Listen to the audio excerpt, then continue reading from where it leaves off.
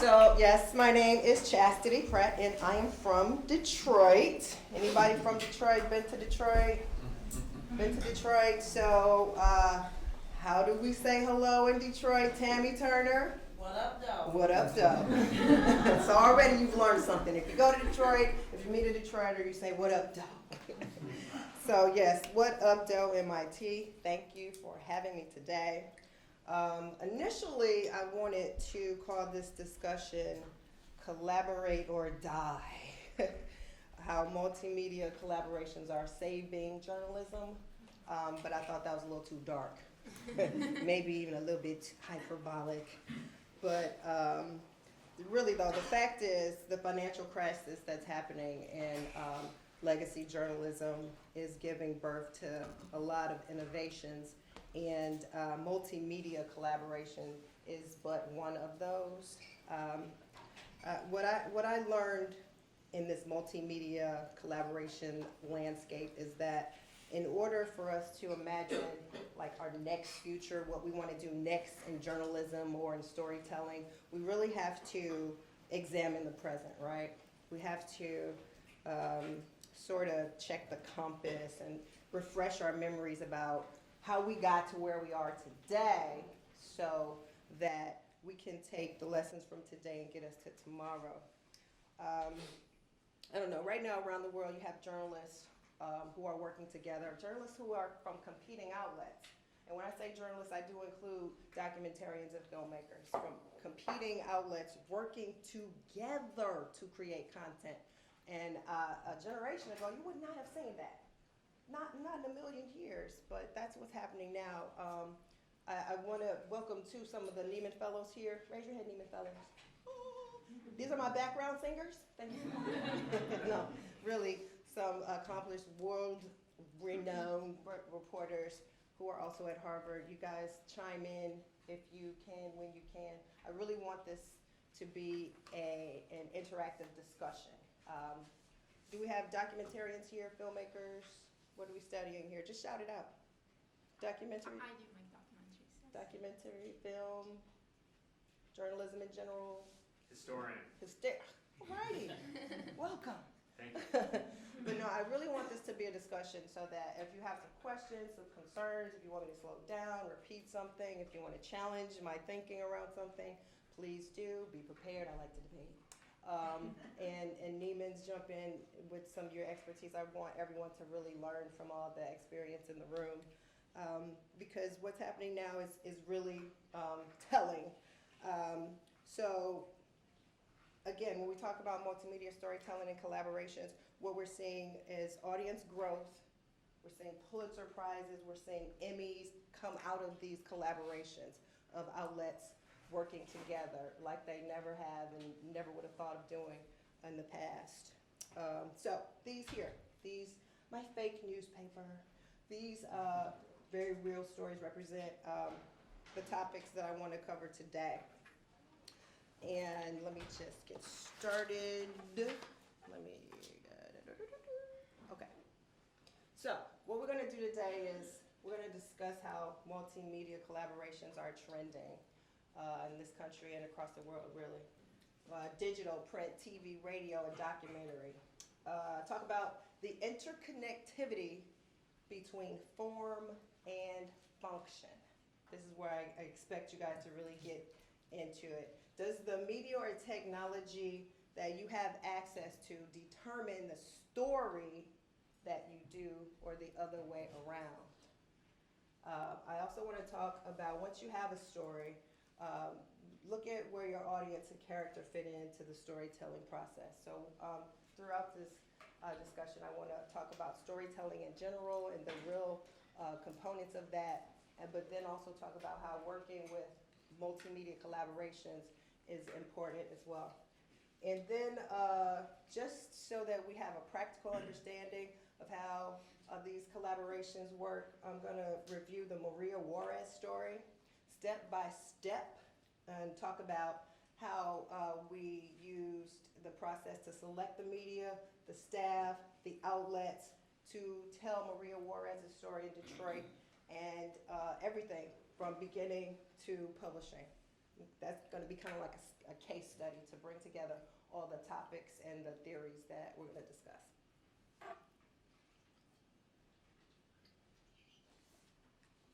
So let's start with just agreeing to some terms, right?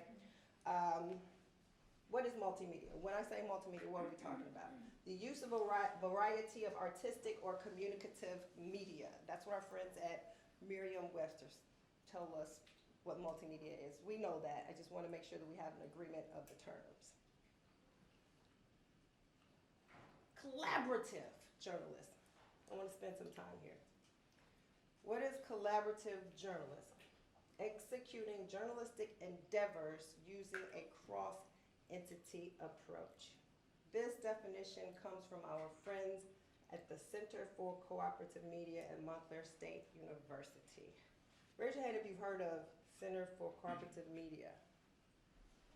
Yay, okay, you're gonna learn something today. So the Center for Cooperative Media at Montclair State University has been tracking these media collaborations from around the world for years now. Let me just click on it and I'll show you what I mean. Hopefully this will work.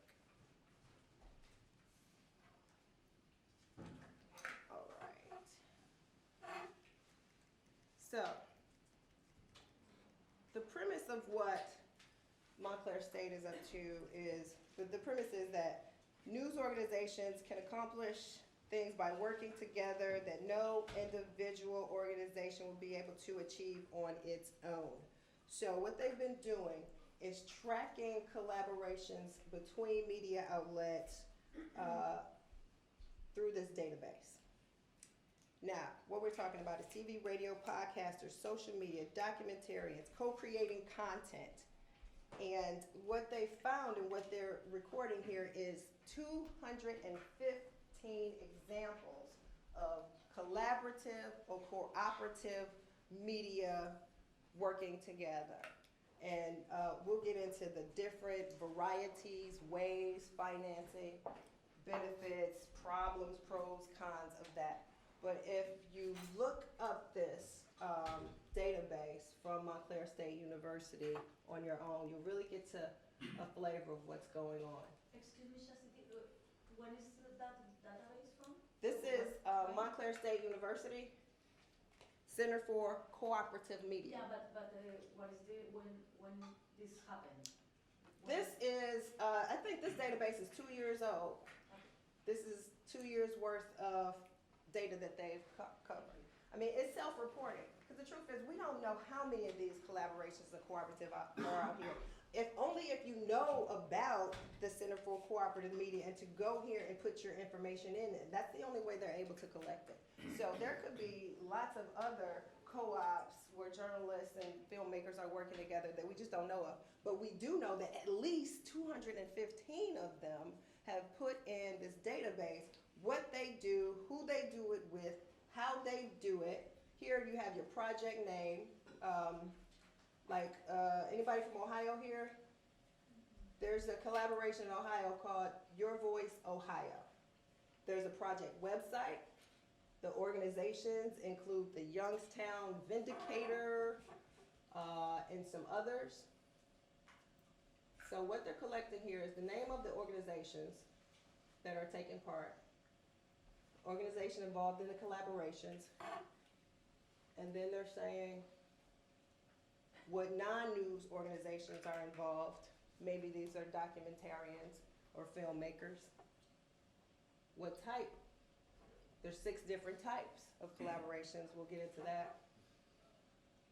And sometimes there are formal agreements that create these collaboratives. Sometimes there's not. They tell when, oh, look at this one. This one started in 2009. Here's one from 2009. And it's still going on. Now, you know what happened in 2008, 2009, we had the recession, right? So around that time, everybody was feeling it, but journalism was definitely feeling it. Just a side story, when I started at the Detroit Free Press in 2001, there was a joint operating agreement, between the newspapers there, the Detroit Free Press and the Detroit News. And when I started there, late 2001, early 2002, there were 600 people producing the news for those two newsrooms. By the time I left in 2014, there were less than 200. So those newspapers had definitely been gutted by what we're seeing, the challenges that we're seeing in journalism. But at the same time, you know, we still need to figure out how to put out paper, how to tell stories. And so what we've seen is as the legacy traditional journalism has suffered, these collaborations are popping up all over the place. So is this a function of, you know, newspapers, traditional legacy journalism going broke? You're damn right it is. Absolutely. You're seeing people working together to create content because they want to stay alive. And it's been going on for the better part of a decade now. Questions, concerns? Let's go back and get a little more specific. So I left legacy journalism in 2014, left the Detroit Free Press to go to Bridge Magazine, a startup in Detroit that is published by the Center for Michigan. There's a rich guy who owned about 65 community newspapers in Southeast Michigan and decides to sell them all to Gannett before the bubble burst, made a killing, and immediately started the Center for Michigan, a think tank, which started Bridge Magazine. Initially Bridge Magazine, anybody ever heard of Texas Tribune? Texas Tribune, and so Bridge Magazine is along those sorts of lines. It's nonprofit, same business model as you would see in a public radio or public TV station. We take donations, we have memberships, we're nonprofit, and we're online only. So when I left to go to Bridge, left the mothership, and my first day at work, my very first day, they announced we are going to have a cooperative with all of the other nonprofit media in the city of Detroit. You're talking about Detroit Public TV, Michigan Radio, Detroit Public Radio, and New Michigan Media, which was the ethnic newspapers in town. And eventually Chalk Beat Detroit joined in. So I'm coming from regular journalism. I'm like, whoa, whoa, whoa, hey, hold up. Don't we compete with these people? And they're like, not anymore. Why? Because the Knight Foundation, big money philanthropy, along with the Ford Foundation and Renaissance, ponied up something like $3 million to fund a collaboration of these media outlets. And so that meant that we were going to share content and work together to create content as much as humanly possible. So there was a formal agreement creating the Detroit Journalism Cooperative. And towards the end, not only did we create content on our traditional platforms, but we got into documentaries. We got into, we talked about podcasts, we never did one, but we started doing more and different things that we traditionally had not done. And again, if you go to this website and look through, not everyone has a formal agreement.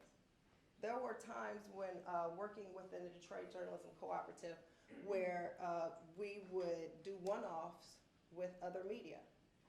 What you don't see here clearly is the Detroit Free Press and the Detroit News. They're not part of the Detroit Journalism Cooperative. We begged them to become part of the Detroit Journalism Cooperative. I'll give you one guess as to why we would want the Free Press in the cooperative. Anybody, everybody. They're the biggest audience in the state. If they were in a cooperative and we were sharing content with them, we would have their audience looking at our stuff. We wanted Fox 2 to be part of this because in Detroit, Tammy, am I lying? People watch TV. They watch Fox 2. We wanted them to be part of the cooperative, but they were like, nah, we're used to competing. We're gonna wait and see what this thing is, you guys. You little nonprofits are creating, right?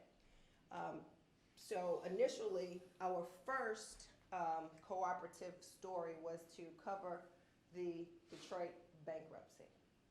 So we know that Detroit had the biggest municipal bankruptcy filing in the history of America. no, really, in the history of America. In 2013, Detroit had $18 billion in debt and had to file bankruptcy. No other city has done that ever. And so that was going to be our first story, to cover the bankruptcy and then cover the fallout from the bankruptcy. This little co-op was going to do that. Okay.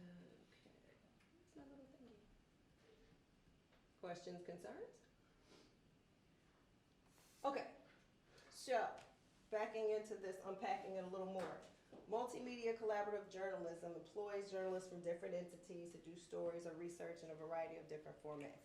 There are 6 types of journalism cooperatives. I'm going to use the words cooperative and collaborative interchangeably because they often are used interchangeably, and I might use storytelling and journalism interchangeably for the same reason.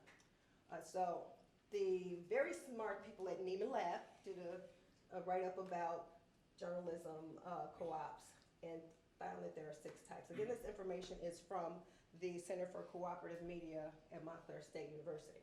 So, 6 types of co-ops. First is temporary and separate. In other words, you have different entities coming together to tell stories for one temporary project, and they're going to do it separately. Anybody heard about the Reentry Project in Philly? The Reentry Project in Philly was a co-op that was funded. Lyndhurst was involved, and it had a formal agreement. And what happened was you had 14 entities, 14 media outlets come together and produce more than 200 stories separately. The papers, the TV, the radio stations all say, we're going to write about what it's like for returning citizens, people who are leaving prison and coming back to the community. We're going to do it for a year. We're going to just share the content. So whatever the newspapers came up with, they shared it with the TV. Whatever the TV came up with, they shared it. Everybody just, pick and choose each other's content to use. Syndication model, like a syndication model? Absolutely, absolutely. So they were sharing content from November 2016 through March 2018. And it was very highly regarded, called the Reentry Project. That was an example of a temporary and separate co-op. Now you have, the second one is temporary and co-creating co-ops. Election Land is a really good example. You heard of Election Land? So, Election Land is a product of ProPublica. Who wants to tell us something? So, during the elections of 2016 and the midterms of 2018, they essentially invited anybody and everybody in America to come and be part of election land coverage. This was where you would basically dump information into their site and share it with outlets across the country about the elections of 2016 and 2018. That is a real oversimplification, but that's essentially what it was. And they produced thousands, hundreds of thousands of bits of data and shareable content. And Bridge Magazine was part of Election Land for the midterms. You had small entities, large entities, all just dumping their information into Election Land's database and then sharing it out during the election cycle.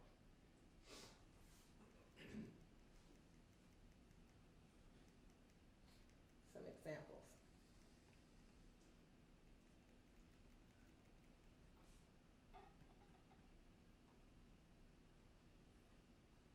So that's what we call temporary and co-creating.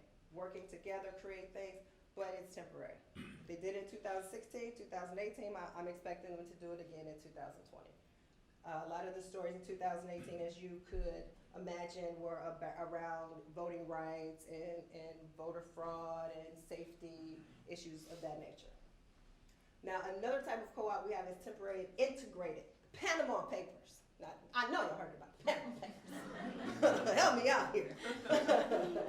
The Panama Papers are probably the biggest and best example of a journalism cooperative because you had 400 people from 15 different countries, 6 different continents, sharing and creating this information about the biggest leak in the history of the world about corruption and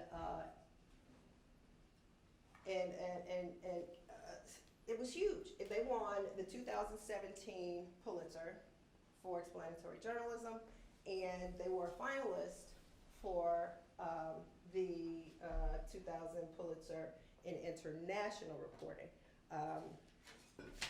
This is clearly the biggest and best known example of a consortium of journalists, reporter.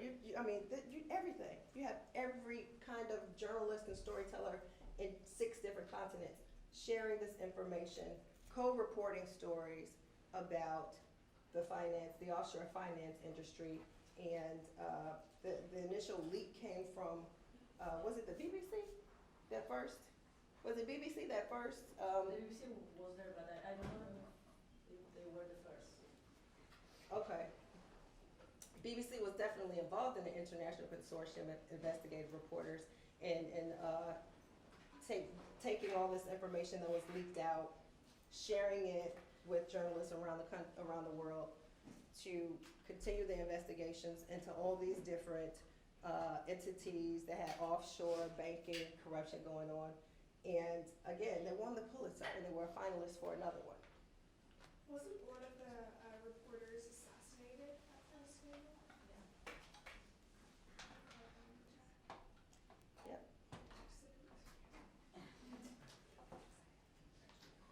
Yeah. So the Panama Papers recovered after the fact $1.2 billion in back taxes and penalties after all of the dirty dealings were revealed. It took them 3 years. That was an example of cooperative media.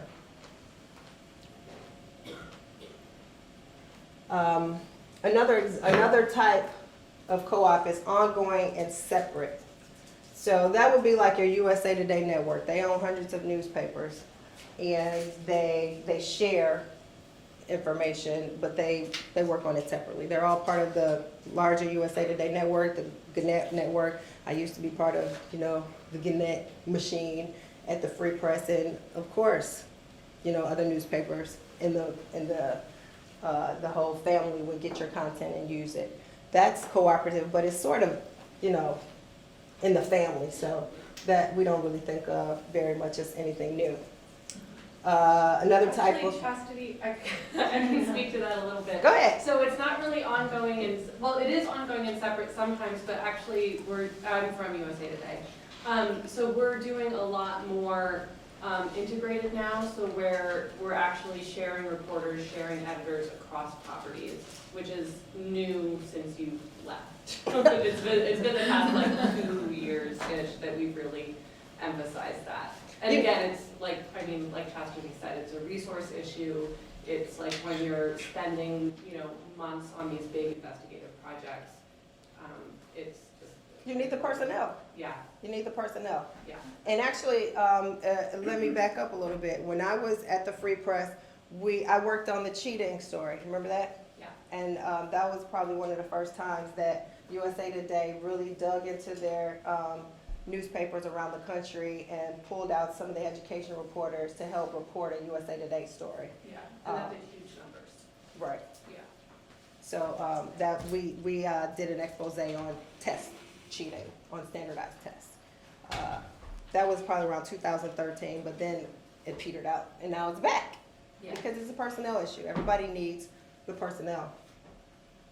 Another type of media cooperative is ongoing and integrated. Now, I was told by a fellow that I met at Harvard that there's a group called El Faro in Nicaragua that does the ongoing and integrated cooperative journalism. This is really rare. This is where you have news organizations that are on an ongoing basis producing content together and having their business sides integrated. Now, that would be hard to do. I don't know if there's any real efforts towards that. And this, again, ongoing and co-creating is a type of cooperative, and that's what I'm most familiar with the Detroit Journalism Cooperative. Let's get an example. Please work. Okay, so again, in the Detroit Journalism Cooperative, we created our own website just for to basically put all of our stuff that we created. But we also took each other's data, stories or video or audio as we needed it and put it on our own sites. I did a search for bankruptcy. This is the Detroit Journalism Cooperative website. We had 52 stories or 52 mentions of bankruptcy. And here you see Bridge Magazine, WDET, Michigan Radio, Detroit Public TV. Again, you would never have seen something like this, where you have people from Detroit Public TV, or I should say Detroit Public Radio and Michigan Radio working together on stuff. I don't think I'm talking out of school if I say that these two news organizations, more than any in our co-op, just did not get along. They were total, complete competitors since the beginning of time. But here now you had Michigan Radio coming down, having meetings in the conference room at Detroit Public Radio, talking about how we're going to cover things together. There were a lot of human interactions that we had to get around, a lot of personnel issues that we had to get around. But again, it made sense because we needed each other's content. So is it like co-creation can happen inside of integration, but integration can't happen inside of co-creation? Or they seem very closely interlinked? They are. Yeah. And the main difference between these two is whether it's temporary or ongoing. I wish I could pull that one up, but I don't think that's gonna work. Oh, that's a broken link, sorry. I'll get into some real concrete examples in a minute. But yeah, again, with Detroit Journalism Co-op, for example, Detroit Public TV would get a story, right? There's someone in Detroit who's a pensioner. They've really been impacted by the bankruptcy. We want to do a story about them. It's a really compelling story, but we need a reporter. We don't have enough reporters. So we're in a co-op. So Chastity, can you come with our crew, interview this person, and then write the script? Uh-oh. So now I'm learning new things. I've not written script for TV or radio. I've not done stand-ups and all that, but here I am. They needed somebody to do it. They taught me a lot of this on the fly. I'm learning how to edit for radio. I'm learning how to edit for TV, literally as I'm doing it, because they need the personnel, because, you know, everybody's down, some folks, and they know how to do it. I'm available. They teach me. No bango. We got content. Chastity, Yeah. I just heard a cool example, Reveal, which is put out by the Center for Investigative Reporting, distributed by the Public Radio Exchange. They have local reporting labs, and so they did an hour on when charter schools hurt, and it specifically looked at Louisiana, Mm-hmm. and it was the Fox TV station, WWNO, and an online news outlet and a newspaper, and 4 reporters over the course of a year did their own reporting for those outlets, and then came together and made this hour that featured that reporting, but it was all sort of incubated and supported by Reveal. Exactly. So if you want to hear a podcast that sort of encapsulates some of these approaches, it just came out. Absolutely. The Center for Cooperative Media at Montclair State University had a conference.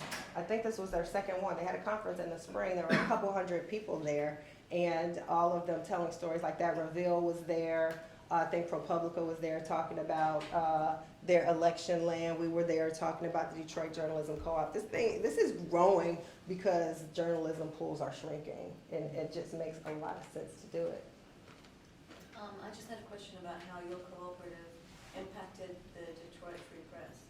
Like, are they competitors? Are they coming around to the idea? Have they changed some of the things that they do because of what you're doing? Right. So we started the co-op in 2014, and the first story that I wrote for the co-op was about the bankruptcy. It was my very first story for Bridge. At this point, the Free Press had decided, no, they don't want to be part of it. However, when that story ran, they called Bridge and said, this stuff is open source. Can we have that? And of course we said yes, because they have the biggest audience in the state.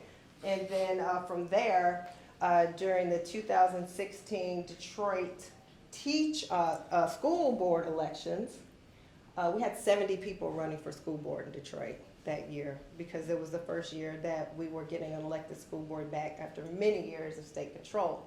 And it was just unwieldy to cover 70 candidates for school board. And so M.L. Elric, who works for Fox 2, who used to work, who won a Pulitzer for the Free Press, called over to the Free Press, called over to the DJC and said, can we all work together to do an investigation of the school board candidates? And the Free Press said, yes.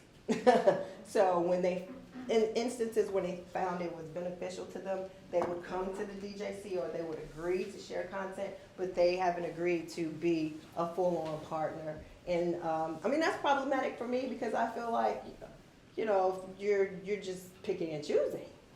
But at the same time, we're getting the money and we don't have to share it with them. So, I mean, you know, there's pros and cons to letting the Free Press in, but they see the benefit. And I'm also going to talk about in a minute a documentary that they did about Detroit. And when they were doing it, again, they came to the DJC for some help. Okay, so.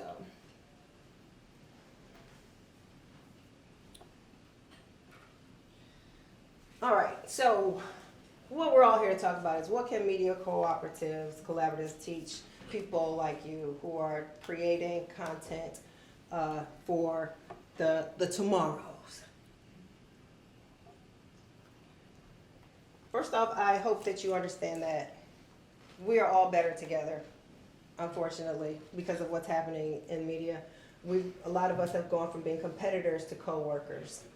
And I'll go into some ways that, again, documentarians are getting in on this. But, I mean, the fact of the matter is we're better together.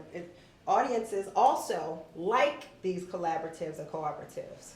So how do we know the audience likes it, Chastity? We know this because during the time that Bridge magazine has been in the Detroit Journalism Cooperative, we have written and shared hundreds of pieces on the Flint water crisis. DJC content on the 50th year commemorations of the 1967 uprisings, riots, were published as a book, and content sharing continues to draw audience year after year after year after the DJC money ran out. We got money to do this, and then after the money ran out, we continued to do it, and our audience continued to grow as we shared content. For example, Bridge magazine grew its audience from the year 2017 to 2019. We doubled our users and our page views in that 2-year time. Now, there are a lot of things that went into that, but having all this extra content from DJC was part of the way that Bridge grew its audience. And another reason, or another lesson for you guys is, Bridge and one of its partners did a big series that won some reporting awards. We've won, all this has won plenty of local and statewide awards.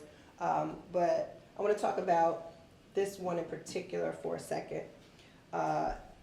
We started the co-op in Detroit 2014. Anybody heard of Chalk Beat Detroit or Chalk Beat? Chalk Beat covers education. They have like 7 or 8 or 9 bureaus across the country in places like Tennessee and Chicago and Detroit and in urban areas that are really experiencing issues with education. Chalk Beat, an online nonprofit, I think they're nonprofit, has bureaus and are covering education. They come to Detroit, of course, to cover education. And the DJC was already up and going, but they say, hey, can we get in on that? I'm like, sure, why not? And one of the reasons they want to get in on it is because I had been covering schools in Detroit for 15 years. So if you're new to Detroit covering education and you can take advantage of a veteran reporter and have that person help you with stories for free, wouldn't you do that? Of course you would. So Chalk Beat Detroit is in town maybe a year, and they come to us and they say, we want to do a story about mobility, student mobility. What do we mean? We mean that in Detroit, any given year, 1 out of 3 elementary school kids changes schools. I'm gonna say that again. 1 out of 3 elementary school kids in Detroit changes schools every year. And this was a data fact that they found. They came up with it, and they said, Chastity, DJC, DPTV, can you help us with the story? And I did not know this. I've been here for 20 years, and it had just become part of the landscape for me. It was, for me, a story where you don't see the forest for the trees. You know, I had known mobility was happening, but it was just the fact, it was just how Detroit is. But they came up with a fact that was a really good basis for a story. And I was able to essentially get them into the schools, help them meet the parents, and get the story done. And, you know, we won some awards. Bingo! Listen, we are better together. If I wasn't there to help them, and if they hadn't given me that data, that series would have never happened. And it didn't cost anybody anything. So, repeat after me, Smarties. Form follows function. Form follows function. When Louis Sullivan, a 19th century architect, popularized this term, form follows function, what he was essentially saying is you have the tools for the craft, but the tools should not lead the craft. Let's talk a little bit about crafting stories, especially when you have all these media tools in your hand. I would submit that technology is a tool, not a guide. It should not determine the stories that you do. If you want to debate me, let's fight. Really, I truly believe this. Just because you can use a 360-degree camera or high-resolution photography or VR or multi-layered animated graphics doesn't mean it works for every story. It doesn't mean it works for every story. Why would you use a high-resolution color photograph when a grainy black and white photo will better tell a story? Just because you have access to all the greatest technology doesn't mean it's good for every story. That's what I think. It's kind of like if you're hanging an 8x10 photo on your wall, would you go get a $10,000 jackhammer? Any documentarians here? Filmmakers got nice equipment. How much your equipment cost? Your best piece? Tens of thousands. Would you use that tens of thousands dollar camera to shoot a 5-second scene from a spelling bee? That goes online, no. I would submit maybe you would if you needed that scene for your story, if it was integral to the story.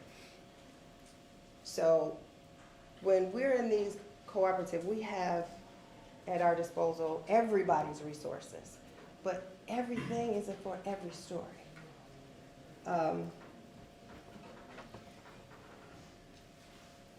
mean, I'm sure you all know about this. At the same time, while I'm saying this, as we're seeing new technologies emerge, it's giving us new ways to tell stories. You can't tell immersive stories without VR, right?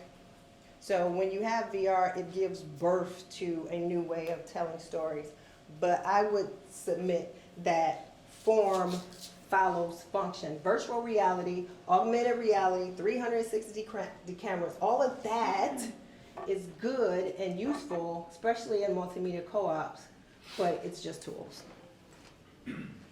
It's just tools. So while you're here in these fancy MIT labs with this fancy equipment, I submit that you first gotta learn how to tell the stories, and secondly, figure out how a co-op can help you tell the story.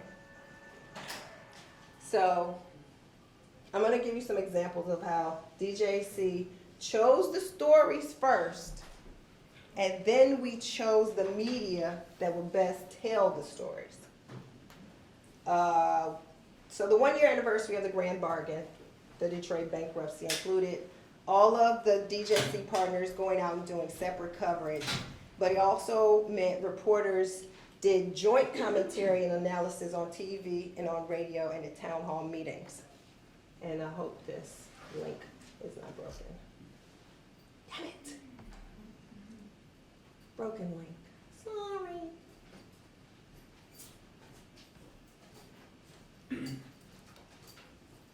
Sorry, that link is broken. We're going to come back to that. Maria Warrat's story is another example of how we chose the story first and then we chose the media. But we'll come back to that momentarily. So, let's say you have a story, you have a co-op. Your job as a multimedia storyteller is to serve the audience. Serve the audience first. Get to know your audience. Find out what stories the audience wants. Then ask yourself, which tools will do that? Which tools will tell this story? Do I need great writers? Can I get in a co-op and use one of their writers?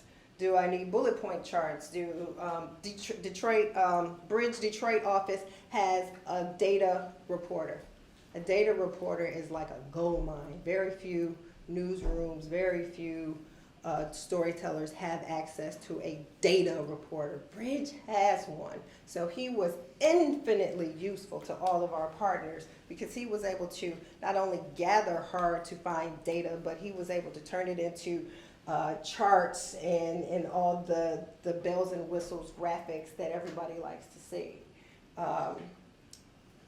After you do all that, your audience will determine which stories you tell and how you tell them. Example. Anybody recognize this picture or know what it might be from? This picture was taken by Regina Boone, who was a friend of mine, who was a photographer at the Detroit Free Press. That's became a pretty significant and popular photo during the Flint water crisis.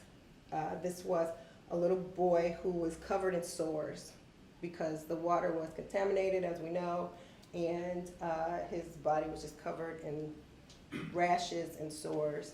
And the reason why we chose to use that photo, and a lot of people chose to use that photo, is because the audience wanted to see what it was like in Flint for these people. And more so, our sources, the people on the ground, wanted the audience to see what the water was doing. So when the DJC sat down and said, what are we going to do? How are we going to cover it? We have TV, radio, we have all these tools at our disposal. What's the best way for us together to tell this story?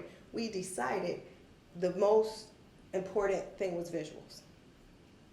People wanted to tell and show the world what this water was doing to them, and people who were in Michigan, maybe not in Flint, wanted to see it.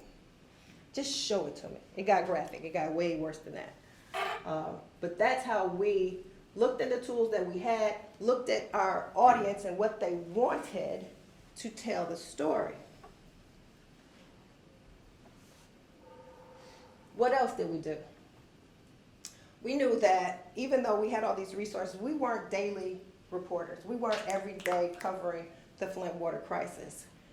We know that our audience our Bridge audience is like the Detroit public TV and radio audience. Older, more middle income-ish, educated. And we knew that we didn't have the personnel to cover the Flint water crisis every day, even across our mediums. So what we decided to do was take everything that we had and put it in a book, because we know that's what our audience will respond to. Our audience wants that, and we served our audience. The Free Press and the Flint paper, they were covering this stuff every day. Their audience don't want no book, but ours did, so that's how we decided to package. We did visuals, we did a timeline, and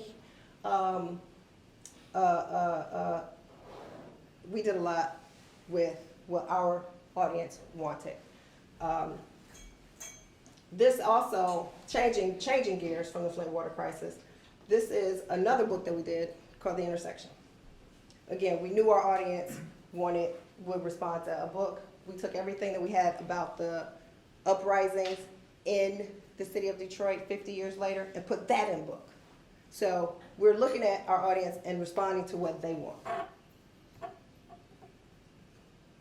Did you sell those then? Or? Oh yeah, oh yeah.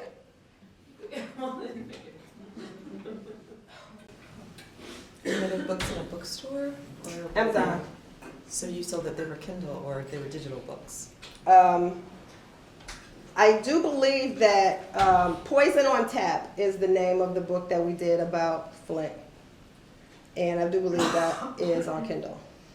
The Intersection, the book that we did about the 50th anniversary of the riots in Detroit, I don't believe that's on Kindle, but both of them are available on Amazon.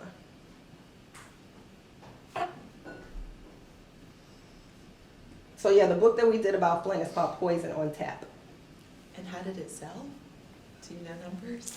You know, that's not my part of the program. That's not, I don't know how much they sold, honestly. But I know that the reason that we produced them was because our audience said that that was something that they wanted. And when I say get to know your audience, we polled our audience. We push-polled our audience. We are constantly trying to figure out what our audience wants because, you know, again, you've got to understand that when you're telling any kind of story on any format, you're serving your audience. You might like a story, but if your audience don't want it, don't do the story. And so we were constantly trying to figure out what stories our audience wanted, and then looking around our collaborative and figuring out which tools we had to tell those stories the way that our audience will respond to. How much self-promotion did the Bridge and the DJC do just about come to us for important stuff, not specifically that Flint or the Intersection, but we are a news source that you ought to just make part of your day? Oh yeah, you would see the newsletter, you know, like any other, just like New York Times or Washington Post. You get your daily newsletter from, if you're a subscriber, a free subscriber to Bridge, you would get our stuff that way. It helps having a radio station on your team because they're constantly doing self promos and the DPTV. We did it as much as we could because we're using our collective audiences and pooling them to grow everybody's content and product. But that was a conscious part of the Oh, absolutely. self-promote. Absolutely, self-promote, and we called ourselves the DJC, and even, there were times within the DJC, maybe I did a story that was not something that the DJC particularly wanted, but the radio station would still put it on their website and ask me to come in the next day and talk about it. And they, it wouldn't be something that I worked on with them. It was just, you know, because DJC wasn't my entire job. I covered other things. I would maybe cover transportation or something, and it wasn't really part of what the DJC's mission was. But, you know, because we had been working together for so long, they would take that content and have me on and promote me as, you know, Chastity Pratt from Bridge Magazine will be on in the morning to talk about a story that she did. So, free advertising. Now it's not only Bridge's audience, now we also have the radio audience coming to us. And of course, when I would be on the air, I'd say, for more, go to bridgeandmy.com. You know what I'm saying? It's just, Natalia? Do you do different versions or angles for the same story when you disseminate the content in radio or TV or video? Or Absolutely. whatever? Absolutely. So Natalia was asking, were the different, because we have different formats and different audiences, will we have to repackage things and re-edit them? Yes. Yes. So with that money that Knight gave us, we hired, and we also ended up getting a grant from CPB. We hired a manager to manage all this content. And some of that was some editing, like they would take a story from Bridge and edit it down and put it on the WDET website or to put it on the DJC website. So yeah, we would have to repackage it according to what we thought our audiences wanted. How do you call that position, that guy, the manager? I think they were like managing producer. Yeah, I mean, all of this is just, flying by the seat of our pants, making stuff up as we went along. Because there's no rules. We're making it up literally as we go along. Another question. Oh, Go ahead. I'm loving this collaboration that you're talking about, and I mean, it's really inspiring, not just in bringing the different groups together, but also, I mean, an investment in creating new audiences, for your work. I'm just wondering a little bit more about the funding model. I mean, you mentioned a bunch of slides ago, it sounds like there were some legacy institutions that were incentivizing the kinds of collaborations you're talking about. And also, through these collaborations, subscriber base is growing. I mean, is it a kind of combination of grants and paid subscriptions, or what's, how does the funding work? So there are collaborations where there is no formal agreement. It's just, we need to work together. Like when we covered the school board with Fox 2 and the Free Press, we didn't have anything written down. We said, meet us at the Free Press conference room on Friday, we'll talk about it and figure it out. We did, we published, that was it, bingo, bango. No money was exchanged, nothing. But with DJC, we got grants from the Knight Foundation, from the Ford Foundation, from Renaissance Journalism, and there was an MOU. There was definitely a written agreement, and there were deliverables for the grant as well. So there's any number of ways you can do this. There's no hard, fast rules. This is kind of an aside, responding to the idea of a data journalist. Because I was, as someone from outside of journalism completely, that sounds like they're all just the journalists. Like I'm confused about where the distinction maybe exists. Yeah, so 20 years ago, data journalism became the thing. And a lot of these really good data journalists are self-taught, like Todd Wallach, self-taught. So the distinction, everybody has a beat, right? I cover urban affairs, education, etc. With data journalists, they might not have a beat. Their whole reason for existing is to figure out ways to collect data, and they're usually FOIA experts. They're usually very good with analyzing and manipulating databases, very good at digging through stuff like census data, huge, metric tons of information you can get from the government and distilling it for other reporters who might write the actual story. Now, some of these data reporters do the story as well. That's hard as hell. But, like Mike Wilkinson at Bridge, prior Detroit News, he writes stories as well, but half of his job is, if I'm doing a story about the Detroit school board elections, he might build the database for us. And he might I might say, I need to FOIA this, I don't have time, could you do it? And he might do it and fight with the school district to get the data. Again, there's no hard, fast rules about it, but they're way more expert at collecting and manipulating the data than your typical reporter would be. Nemeth, am I getting that right?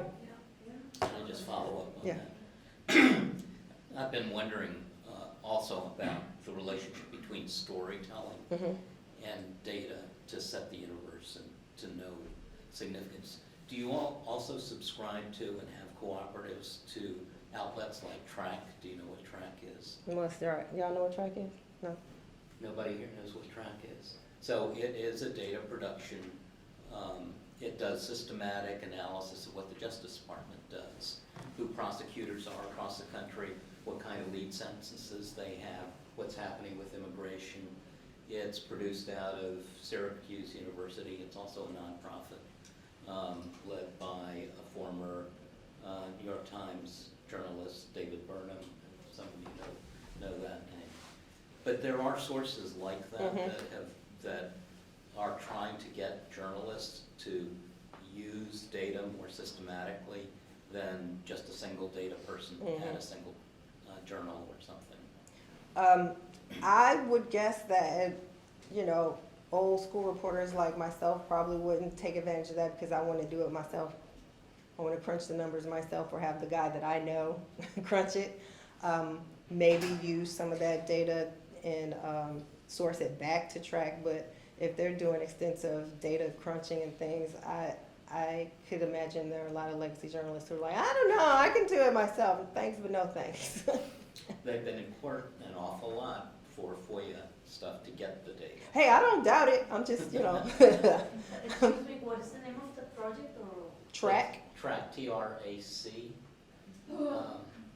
I feel like Mike, our guy at Bridge, is familiar with that. Do they do municipal data as well? That I don't know. Okay, go ahead, Anna. I use that all the time, and it's really useful. I mean, it's actually very extremely raw, and so there is almost, they just kind of get it from the government, and they have FOIAs, as he said, in place, and so they're constantly, they're data sets that the government does not produce, just, for public consumption. And, we use that all the time, especially in immigration. Is it clean? You have to clean it yourself? No, it's pretty clean. Okay. And it's pretty reliable, and it's from, the track is based out of Syracuse. Mm-hmm. And it's, in the immigration, I cover immigration, it's like, everybody uses it. Cool. What's your name? Mine, Mike Fisher. Mike Fisher just taught us something, class. So, back to the whole storytelling arc. There's one thing I hope you take away from the whole storytelling lesson here is that even if you have a co-op, even if you have fancy equipment, you have to have a character that leads your story. You and your story and your audience follow the character. Okay? So, when you're writing your story about, or, writing your script, when you're writing your story or collaborating, your story needs to tell or show why you should care about this person. Your story should help the audience understand why we care about this person. Your character story is about a character who has a problem. TV, radio, documentary. Your story is about a character who has a problem. Your job is to take us through this person's journey with this conflict. Make us care about this person and their conflict. You know going in what you want and what your character wants your audience to feel and think. What catharsis are you looking for? That's leading your story, not your fancy equipment. Okay? So let's talk about Maria really quickly. Detroit Public Television, which was part of the DJC, has had a town hall meeting in the part of Detroit that is mostly people from Central and South America. Very Latinx. Southwest Detroit is very Latinx. Am I lying, Tammy? It is. So DPTV, during 2 years ago, during the height of the DACA controversy, has a town hall meeting about immigration in Southwest Detroit. And one of the producers meets a lawyer. This lawyer tells the producer about a young woman who's 22 years old, had been brought to America at 8 months old, lived in California most of her upbringing, gets into some trouble, steals a car, gets arrested. She's about 17. Then she moves to Michigan, and for 4 or 5 years, ICE was trying to deport her, giving her chance after chance after chance. She's 22, she has a job, she's in school, she's married to a man who has leukemia, she has an infant. And during the height of the DACA controversy, ICE says, you know what, Maria, you got to go. And so DPTV comes across this story. And at that point, the question is, okay, is this a story our audience wants? Very definitely. Because, you know, the Latinx community in Detroit is interested in the topic. And it's a national issue. So yes, our audience wants the story. Do we have the character? Oh, we have the character. So how do we tell it? Which people in this crew do we get together and tell it? The conversation was as basic as, who in this room is going to do the reporting? We need someone who knows the issue, but who also can relate to the audience. And knowing that public radio and nonprofits have their particular audience, but we want to grow our audience. We want to bring in more people, more average Detroiters. Detroit is mostly black. We want some of them to come to the story as well, grow our audience. So literally, they looked around the room and was like, you, Chastity, you'll be doing this story because you're relatable, you're authentic, you know the story, and quite honestly, even at this point, the Latin news was part of our co-op, but they weren't really part of our co-op. The ethnic media had still some distrust for legacy, you know, media outlets, as we could understand. And they weren't all in with the DJC yet. So, you know, one of their reporters doing it was out. And we had the conversation about, do we send, you know, one of our white reporters? And that was like, no, not if we have the choice. So we chose the staffing for the story. We chose that we would definitely make this a visual story because that would be most compelling. It would help people feel what was going on. No, we're not going to send a photographer because the video is going to be best. So we picked the story that the audience wants. We picked the media that would best tell the story of this character. Real quickly, I'm going to let you listen to a little bit of this to get a feel for how the DJC worked. So it's going to start with Detroit woman's deportation to Mexico. We introduced you to Maria Juarez last May, and that's when our One Detroit Bureau teamed up with Bridge Magazine to follow Maria's last-minute appeals to her deportation order. It's part of our ongoing effort to try and understand deportation and immigration processes better, and we're seeing changes as policies at the national level and to try to give you a look at the real people behind the numbers. Maria has now been in Mexico about 5 months, separated from her husband and her 2-year-old. So a few weeks ago, our reporters, Chastity Pratt from Bridge Magazine and Bill Kubota from Detroit Public TV, went to Mexico to find Maria and see what her life is like now.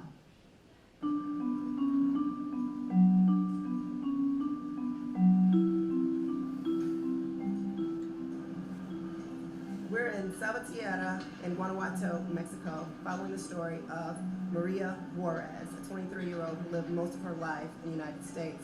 The last time we saw her, she was being deported from the airport in Detroit about 4 months ago. And here in Mexico, she lives with extended family who she had never met before. Juarez agreed to meet us in the center of the city, 10 miles from the small town where she lives, a place she said 2 of her relatives died in recent months, victims of organized crime. She's still connected by cell phone to her husband and son, David, who just turned 2. Juarez had always worked, even as a young mother. She'd taken some college classes in Michigan, but in Mexico, everything is on hold. What were your dreams when you were in Detroit, and what are your dreams now? Like, how has this whole thing changed you, or changed your dream, you know? Well, I guess my dream hasn't changed. My dream is still to you know, get a career, to go to study. Mm-hmm. You know, that dream hasn't changed. Unfortunately, you know, it's a different circumstance being over here, but you were saying when we were in Detroit that you were thinking you were studying human services, you wanted to be a social worker. yeah, I still want to help people. Mm-hmm. But it definitely is, it did change coming here. Now here I'm afraid to go outside, so I'm afraid to be out. I'm afraid to be here, you know. so it's, I guess the fear is stopping me from doing a lot of things that I know I could do here. I know that I could succeed here, but I'm scared to go outside. And how can you move, how can you do anything with your life if you're even scared to go outside your house? Juarez has lived her entire adult life under threat of deportation because she was caught stealing a couple of cars as a minor in California. She appears to have lived an exemplary life since. She is still working with a lawyer trying to return to Detroit. It could take a year, or it could take 10. After we interviewed her, we took her back to her family's home, and we found out very quickly why she's afraid to live here. It was along the only road leading into Maria's town. We were just driving down the street, and we happened across this crime scene. We even got here before the police got here, and there's a dead body over there. It looks like it's probably wrapped up in something. This is a really rural area, but it's clearly cartel land. There's some stuff going on. 3 months. 3 months. 3 months. Yeah. So 140. How did 140? 3 months in this municipality. And this is the second Yeah, one only today. this area. You can look at that. I have a lot of pictures. From today, or just from the last 3 months? Yeah, 3 months. Usually they get to a guy like has some information they take to this person to was secure. In that place, bed sheet. He's explaining how 140 people just got killed in this town where What I was she's talking moved. about. What do you mean? It's dangerous. This is what the United States sent me to. You don't say this stuff over there. It's just, it's very scary. So I'm gonna stop it there. I mean, you see what happened. We interviewed her. We're driving down the street. Bam, dead body on the side of the road. You don't even see that in Detroit. So that was bananas. But we followed her story from the very time that she found out she was getting deported, obviously until she got deported. Neither one of us could have done that story by ourselves. Neither of the entities involved in that could have done that by ourselves, which leads me to the conclusion that if your collaboration feels like an extension of your staff, then you are doing it right. That's the whole point and purpose of it. And I'm going to leave you with this. Cooperatives give you access to a diversity of staff, ideas, sources, and audience. We did this book together, and it's full of literally 200 pieces on the Detroit 50th anniversary of Detroit riots. 12th and Claremont was actually a documentary by the Detroit Free Press. And when the Detroit Free Press wanted to do this documentary about the riots, they came to Bridge and the DJC and said, we need your help. You have Bill McGraw on your staff, who is one of the best historians of the city of Detroit. We need him to help produce this documentary. So Bill McGraw was working for Bridge at the time, and he essentially became a co-producer and co-director of, I think it was co-director, but definitely co-producer of 12th and Claremont, which went on to win some Emmys for the Detroit Free Press. And then here's another documentary that is happening. We're still producing it. History Making Productions out of Philly came to Detroit after the Detroit bankruptcy and said, this is history. This is big history. We're going to do a documentary about it. And in very short order, they understood that they needed people who were connected to the city, who were authentic, who knew the sources, who could help them find all the people who are impacted by the bankruptcy. So initially they came to people in the DJC just to interview us about the bankruptcy, but within a short time they hired us to be associate producers to help produce this documentary about, and I'll give you a quick sample of that, about Detroit.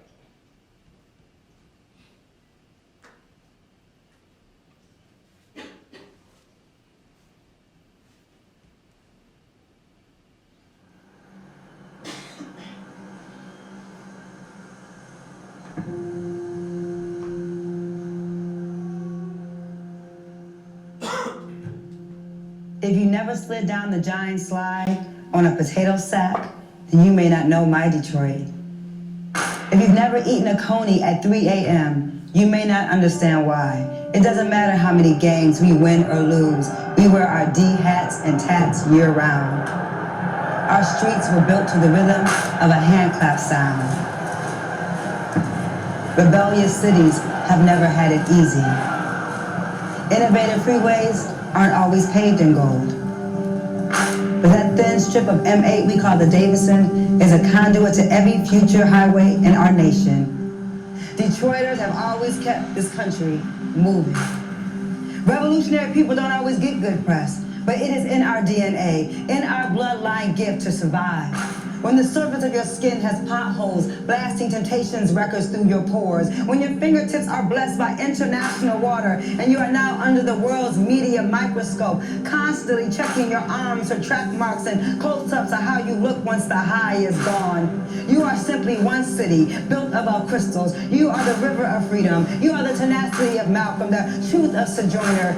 We exist in the brilliance of our young debaters, our champion athletes, our self-empowered rockers, our young farmers and dancers and scientists and future social activists. We are 5E Gallery in Arise Detroit and Black Women Rock. We are an Omni Gallery in the Charles H. Wright and the opposite of white flight. We are all necessary coaches who act as fathers and moms who create safe sanctuaries and rite of passage programs for our daughters, beautiful Detroit sisters. We are not urban fiction. When the pulse of our city stops beating, the soul of American music and man-made industry dies. A metropolis with a broken heart, a split-in-half baseball field for months, a train station with broken stained glass eyes that still reflect we are a city with pride. Our neighborhoods fighting for their name's sake. We may have abandoned homes, but we are not an abandoned people. Now the homicide rate is at its highest in 40 years. The deficit, $18 billion. More than $18 billion. The murder city with 78,000 abandoned buildings. 3% of its population. The retirees in Detroit are preparing their appeals. How much that demonstrates that the voters to the plan. What's left of Detroit once the process is over? The integrity and heart of our people are not bankrupt. We have coaches and teachers and parents and activists and leaders on the front line of this riverfront. We ride bikes down the DeQuinda Cut. Maybe you've heard of us. We are the people inside the Michigan Hand, indigenous Detroiters, and we love our land. We make artists with international fans. I'm from a Detroit hood, so I'm a part of the plan. Somebody gotta show the young ones how to get up 75. We're not ghost riding. We live and work in this city. We are alive.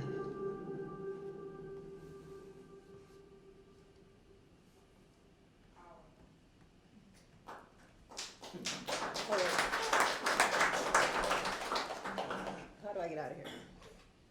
Escape. So when they came to town, they needed to know Detroit. We are not like your regular average city. If Detroit is going to be your audience, you need to know what they'll react to and how they'll react. You need to know how to cast this documentary. That's why they came to the radio and TV and print reporters to help pick the characters. We did casting. We helped them pick the title. You can't come to Detroit and have a title of your documentary be something downtrodden and down. Tammy, stand up. Show them your T-shirt. Let me wipe these tears real quick. That was very emotional. Detroit versus everybody. That I almost wore that today too. We would have been twinning, not on purpose, but that is a very well-known mantra in Detroit now, because for so many years we felt like everybody was against us. And so now we're like, okay, well fine, Detroit versus everybody. Everybody in Detroit has that T-shirt. And they, history makers, were smart in coming to some of us because they don't want to happen to this, what happened to that movie Detroit. Remember that movie Detroit? It panned. It had all the best Hollywood money could buy, but it was awful because they didn't understand the audience, they didn't understand the city. So we were able to help them cast, select sites, select interview questions, who to interview, how to interview them, and things of that nature. And that's just the trailer and the documentary, we hope, will be edited by the winter. By next spring.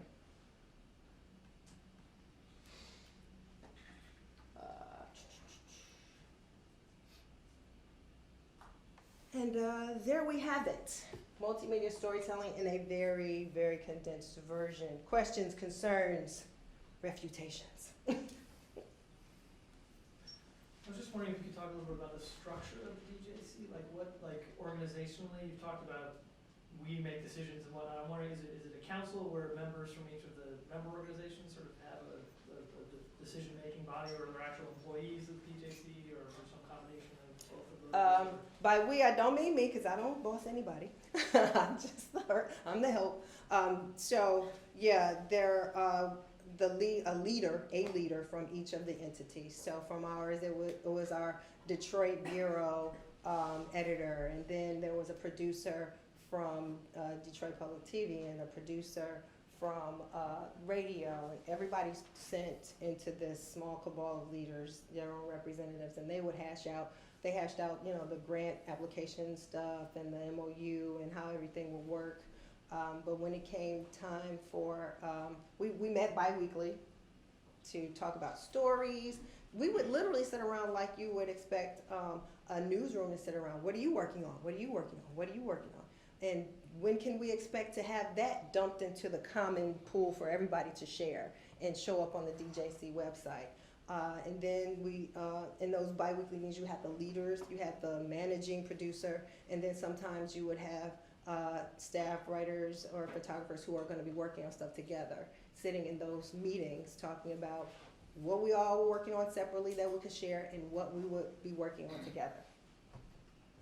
So there's no actual DJC employees, they're all employees of the member Correct. entities, so there's no budget, nothing that's interesting. The money that we initially got was divvied up amongst the people to use how they want. I believe that the initial amount of money was part of the money that hired me on at Bridge.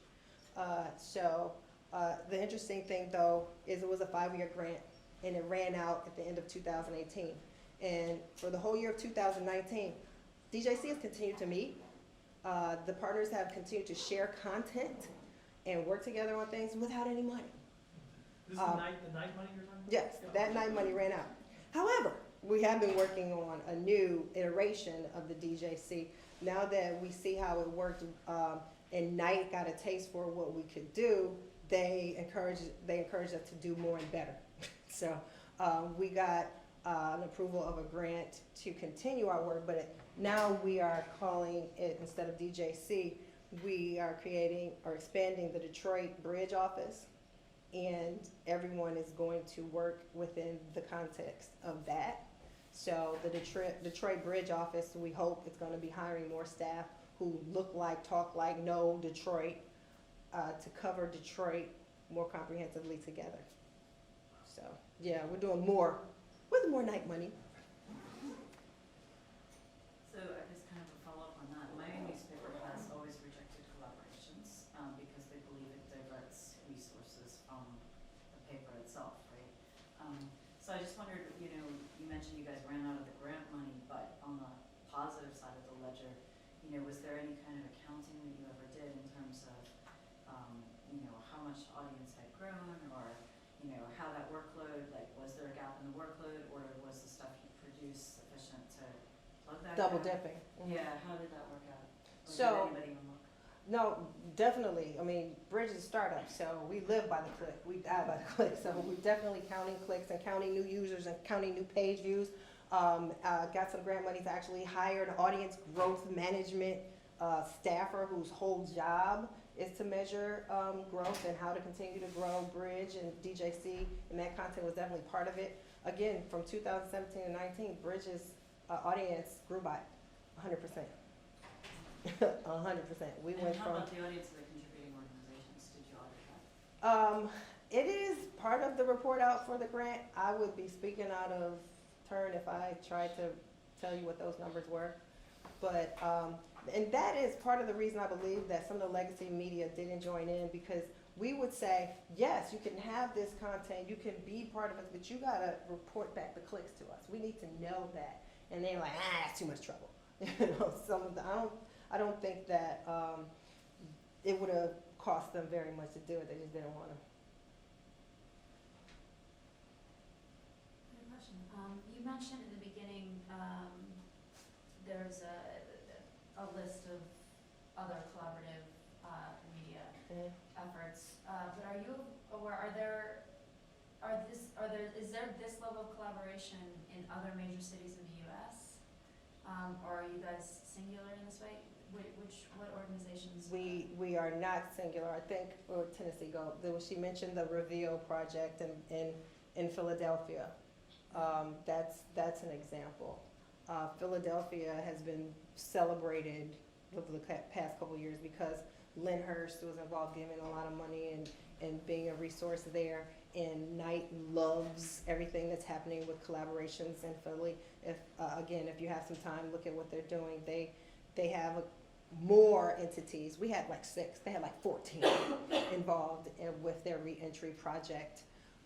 And I believe that one of the reasons why they are really promoting what they did with the reentry project is because they want to do more. Now, I believe, and you can look at the database, a majority of the collaborations are like you would see with Electionland, people just sharing content, not necessarily co-reporting. Co-reporting is the next level. The first level is just sharing, like a syndication or like a wire service would do. Solutions Journalism Network. Oh yeah. Is doing that at even small town newspaper, radio, TV to major city and nationwide projects. And they just run a grant that can be from a single newspaper or half a dozen at a time or a dozen. And it doesn't have to be a newspaper. Yeah, It's any entity. It's any entity. So Solutions Journalism is a nonprofit that they just got, I think, like $5 million from Knight. If you don't know, Knight Foundation has $300 million. They have dedicated to growing local journalism, and $5 million they gave, I believe, was $5 million to Solutions Journalism to concentrate on solutions journalism. And Detroit is very involved with Solutions Journalism and the Knight effort for local journalism. I know we just have a little time left, but I was really interested in the project that you're doing this year at Harvard with the education reform and interfacing that with, from what I gathered, that having journalistic integrity and that sort of intersection. Could you say a little about that? What I'm hoping to do, and I learned a lot from this collaborative.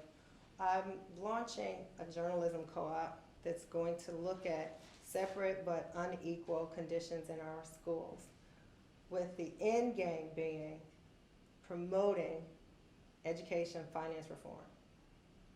Now, how do you promote something and still maintain journalistic neutrality?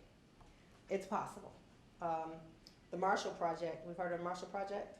The Marshall Project essentially exists to write about criminal justice and advocate for criminal justice reform. And I think it was 2016, they won a Pulitzer. So you can report about injustice and advocate for reform, I believe, and still maintain neutrality if you come from the point of view of school funding is messed up and needs to change. Irrefutable fact. If you come from that understanding, then I believe you can report on that and still maintain journalistic integrity. So hopefully my project will become a co-op that looks at separate and unequal conditions, that connects that to the school to prison pipeline, connects that to mass incarceration. I mean, it's the bedrock issue of a lot of the urban ills is the way we fund schools. People say, you can't change the way we fund schools, Chastity. Well, they said gay people would never marry, you know. They said the slaves would never be free. They said, you know, Jim Crow is now in segregation forever. If you can change a lot of these other social ills, I do believe you can change how schools are funded, and that will impact a lot. Again, from the conversation about reparations, the conversation about mass incarceration, all have their grow out of how we fund schools. So, wish me luck.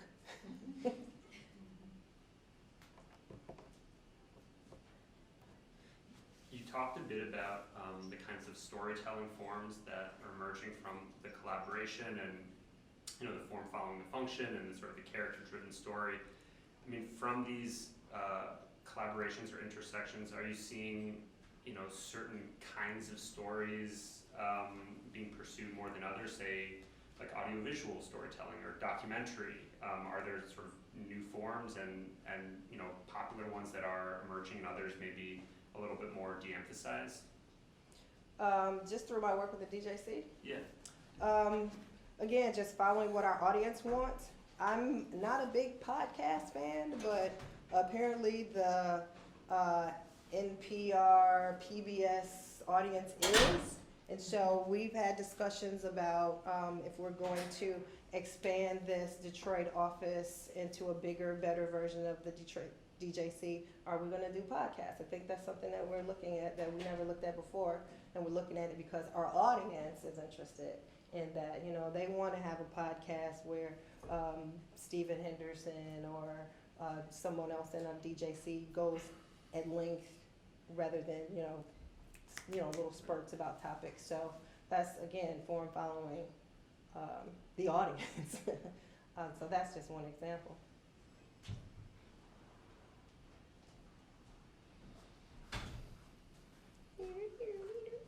Alrighty, go for it.